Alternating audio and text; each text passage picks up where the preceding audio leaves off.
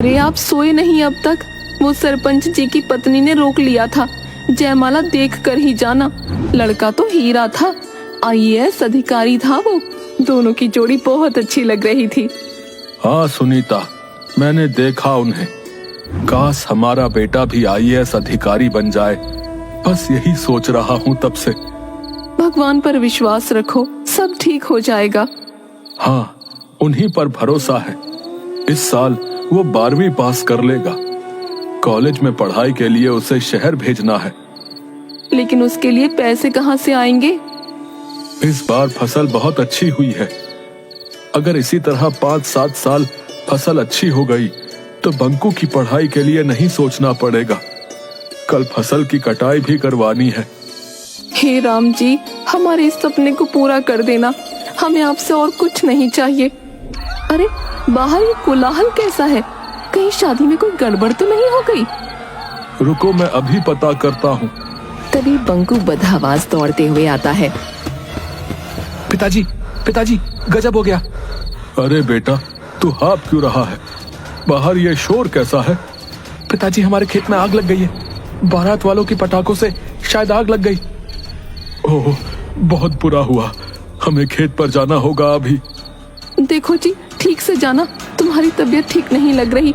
बंकू, तू पिताजी के पीछे पीछे जा। रतन और बंकू दोनों दौड़ते हुए अपने खेत पर पहुंचते हैं। वहाँ काफी भीड़ लगी हुई थी।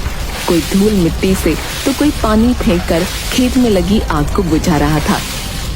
हटो हटो, मुझे आगे जाने दो। हे भगवान, ये क्या हो गया? मैं तो पूरी तरह बर्बाद हो गया। रतन, आगे मत जाओ। आग भयानक रूप ले चुकी है।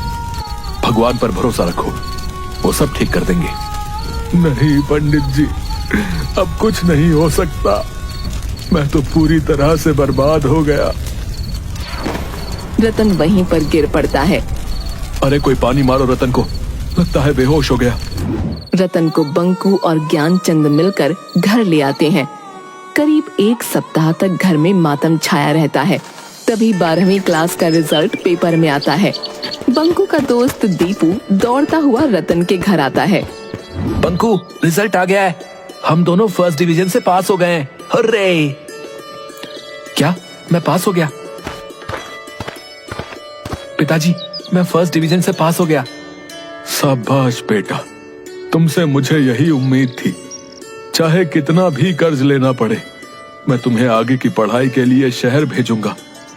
माँ, मैं पास हो गया। माँ, जुग जुग जियो बेटा, भगवान सदा इसी तरह तुम पर कृपा बनाए रखें। रात में सोते वक्त बंकू की आगे की पढ़ाई के बारे में क्या सोचा है आपने? हमारे पास तो खाने के लिए भी पैसे नहीं हैं, फिर उसका शहर में पढ़ाई का खर्च कहाँ से आएगा? अपना खेत गिरवी रख देंगे। क्या? अगर खेत गिरवी रख दोगे तो खेती कहाँ करोगे? पैसे कैसे चुकाओगे और हम खाएंगे क्या? शहर जाकर मजदूरी करेंगे। दूसरे दिन रतन सेठ करोड़ी मल के पास जाता है।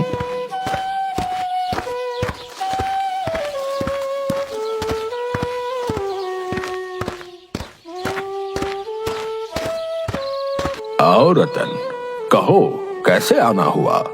सुना है बेटा फर्स्ट डिवीजन से पास किया है। हाँ सेठ जी, सब आप लोगों की कृपा है। मेरा बेटा सेठी का भी कुछ नंबरों से फर्स्ट डिवीजन छूट गया। उसे शहर के टॉप कोचिंग इंस्टीट्यूट में एडमिशन करवाऊंगा। खैर छोड़ो, और बताओ कैसे आना हुआ? मैं भी बेटे को शहर में पढ़ाना चाहता हूँ। पढ़ा लिखा कर आईएएस बनाना चाहता हूँ। हाँ, बहुत अच्छा सोचे हो, लेकिन आपसे तो मेरी माली हालत छिपी नहीं है, इसलिए मुझे 5 लाख रुपए की जरूरत है। आप चाहे तो मेरा खेत गिरवी रख लें। दरवाजे के पीछे से दोनों की बातें सुन रही सेठ करोड़ी मल की पत्नी मंजूरी सेठ को बुलाती है। सेठी के पापा, जरा अंदर तो आना। क्या कह रही हो भाग्यवान? ये तो रतन है ना, इसकी ये औकात कि हमारी बराबरी करे।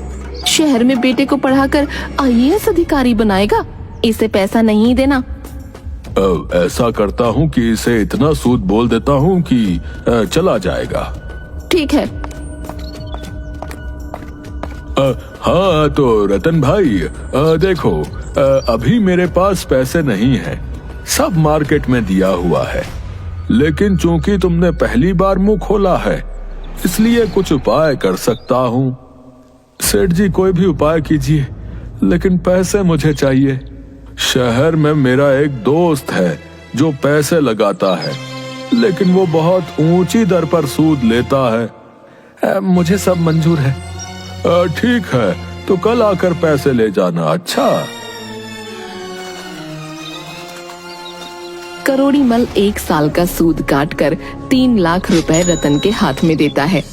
बंकू और सेठी एक ही कॉलेज में पढ़ते हैं और एक ही कोचिंग में पढ़ते हैं।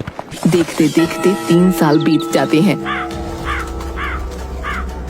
सूद समय पर न दे सकने के कारण रतन का घर और खेत करोड़ी मल के हो जाते हैं। चलो सुनीता, दिल्ली चलते हैं। ये दिन ही देखना बाकी रह गया था।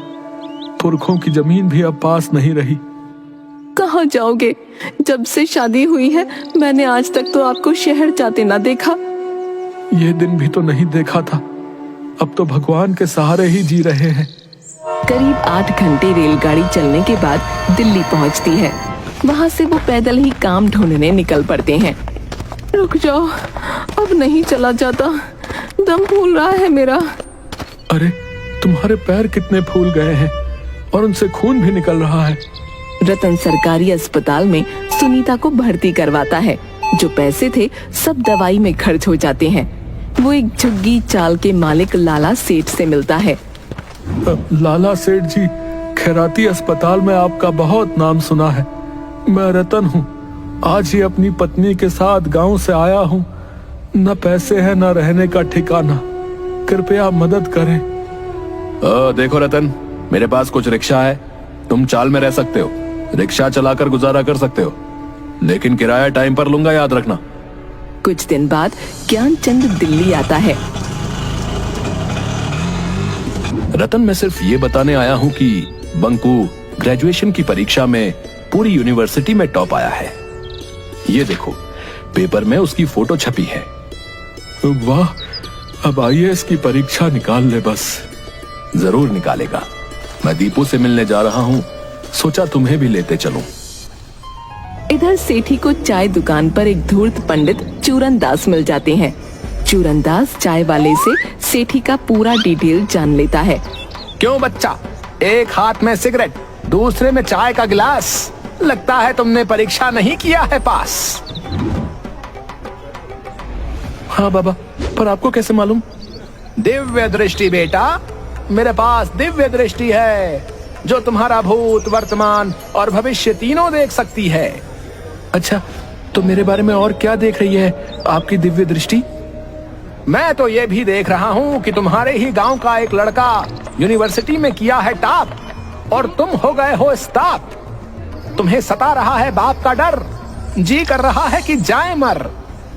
बाबा, आप तो अंतर्यामी हो, मुझे बचा लो। मैंने पापा का लाखों रुपया फूंक दिया है। आप मुझे बचा लो, आप मुझे पापा से बचा लो। आप जितना कहोगे उतने रुपए दूंगा। ठीक है, लेकिन इसके लिए तुम्हें अपने घर परिवार के बारे में हर छोटी बड़ी चीज मुझे बतानी होगी। ठीक है, मैं A to Z बताऊंगा, लेकिन मुझे पापा की डांट से बचा लो बस। ठीक है, तो मैं भी वादा करता हूँ कि तुम्हें डांट तो दूर, तुम्हारी आरती उतारी जाएगी। लगभग 1 सप्ताह तक सेठी से उसके घर परिवार के बारे में सब कुछ उगलवा कर सेठी के साथ बाबा चूर्णदास उसके घर पहुंचते हैं। पापा, ये बहुत पहुंचे हुए बाबा है, बहुत रिक्वेस्ट करने पर हमारे साथ आए हैं। देख लो मंजूरी, तुम्हारा बेटा किसी भी सड़क छाप पंडित को बाबा समझकर अपने घर ले आता है। जाओ उसे कुछ पैसे देकर भगा दो। बहुत देखे ऐसे फकीर बाबा। तभी बाहर बैठा चूरन दास बोलता है, अलख निरंजन, कहाँ गया मेरा युवा दास? तेरे पिताजी को मुझ पर नहीं है विश्वास। जा रहा है बाबा, जल्द होगा इस घर का सत्यानाश। प्रणाम बाबा। अरे बाबा मत जाइए, इनका तो काम ही है बकबक करना, सठिया गए हैं ये। तुम बड़े घर की हो बेटी इकलौती, शादी के वक्त करोड़ी के पास था बस 2 जोड़ा धोती। तुम्हारे पिता का देखता था ये कारोबार, उन्हें जेल जाने से बचाया था कई बार। महाराज आप तो सर्वज्ञानी हैं, अंदर चलिए ना महाराज, पहले कुछ खा पी लीजिए, तब उपाय बताइएगा विपत्ति से निकलने का। नहीं बालिके, बाबा का हुआ है यहाँ अपमान, नहीं करेगा बाबा यहाँ खान पान। तेरा पति उड़ाया है मेरी खिल्ली, हाल ही में गया था जब दिल्ली, तो इसकी गाड़ी से मर गई थी काली बिल्ली। इतना सुनते ही करोड़ी मल घबरा जाता है और बाबा के चरणों में गिर पड़ता है। बाबा मुझे माफ कर दो, बाबा मुझसे गलती हो गई, मैं आपको नहीं पहचान पाया, क्षमा कर दो बाबा। उठो भक्त, क्या तेरा और क्या मेरा, जहां जागा वहीं सवेरा। तुम लोगों पर है 7.5, करना होगा दान 1 हाथी, तब जाकर मिटेगा घर से कलेश और तेरा बेटा बनेगा IAS। 1 हाथी की कीमत 31 लाख रुपए होती है बाबा, कोई कम का उपाय बताओ। नहीं बाबा आप उपाय कीजिए, पैसों की चिंता मत कीजिए, ये तो सठिया गए हैं। बेटा IAS बनेगा तो करोड़ों मिलेंगे दहेज में, ये नहीं समझ आ रहा इन्हें। ठीक है बालिके। आग में लाल मिर्च जलाकर ओम मैम थुम थाम, सभी कलेश को कर दे खाक, भूत प्रेत का हो तलाक, कोई न करे ताक झाक। कटा आलू निकला 4 फांक, घर के चारों कोनों में रख दो, लाल कपड़ों में इसको झांक। चूरनदास 31 लाख रुपए लेकर चंपत हो जाता है। 1 साल बीत जाता है। सेठ को व्यापार में 2 करोड़ का नुकसान हो जाता है। जमीन मकान सब गिरवी रखा जाता है। उधर रतन दिल्ली जाकर रिक्शा चलाने लगता है। बंकू भी IAS का इंटरव्यू देने के लिए दिल्ली गया होता है। रतन बंकू को अचानक अपनी ओर आता देख सकपका जाता है और रिक्शा दूसरी तरफ ले जाने लगता है। अरे रिक्शा वाले बाबा, कहाँ जा रहे हो? मुझे देर हो रही है, मेरा इंटरव्यू छूट जाएगा, ठंड में टाइम का पता नहीं चला। अब मुझे दूसरी जगह इमरजेंसी में जाना है बेटा, कोई दूसरी सवारी देख लो। इतनी ठंड में आपके अलावा कोई सवारी नहीं है यहाँ, मेरे माँ बाप का सपना टूट जाएगा बाबा, प्लीज हमें पहुँचा दो। रतन आसपास देखता है तो सच में वहाँ कोई सवारी नहीं थी। वो बंकू को रिक्शे पर बैठाकर तेजी से इंटरव्यू स्थल पर पहुँचा देता है। कितने पैसे हुए बाबा? जाओ बेटा, पहले इंटरव्यू दो, तुम मेरे बेटे जैसे ही हो। नहीं बाबा, आपकी सोच को मेरा सलाम है, लेकिन मेहनत के पैसे तो लेने पड़ेंगे ना। तभी अचानक हवा के कारण रतन के मुंह पर से कंबल हट जाता है। अरे पिताजी, आप? बेटा ये सब बाद में पूछना, ये एक लंबी कहानी है, पहले इंटरव्यू देकर आओ, मैं यहीं पर तुम्हें मिलूंगा।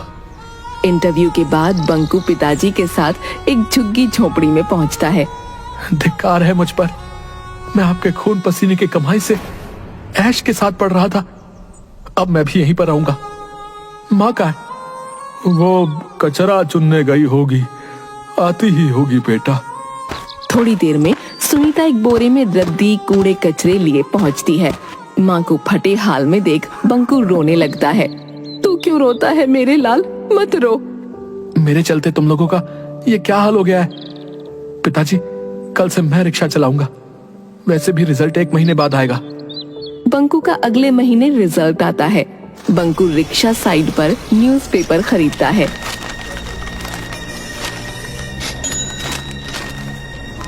अरे मेरा रिजल्ट आ गया। पिताजी के पास पहुंचकर, पिताजी मेरा सिलेक्शन हो गया। माँ, अब तुम्हें कचरा चुनने की कोई जरूरत नहीं। वाह मेरे बेटे वाह, भगवान ऐसा बेटा सबको दे जो माँ बाप का सपना पूरा कर दे।